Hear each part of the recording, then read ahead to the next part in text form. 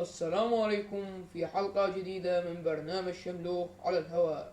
اليوم معنا الأستاذ بربر. وعليكم السلام أخي شملوخ.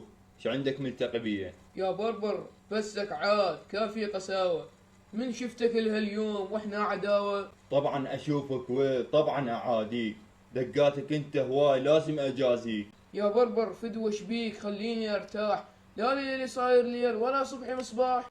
اسمع ولك يا شملوخ، ما جوز منك يوم إلا عيشك قلق وما تشوف عينك نوم. والله حبك حيل، والله ش عندي وياك بالقلب انت هنا ما لحظة انساك. من الله هاي يشبيك، عندي خباثة كسر بجمع يا شملوخ هي وراثة. وين البخت فد يوم يا بربر كضك، مو بس ذبحك لا من لوزة عضك.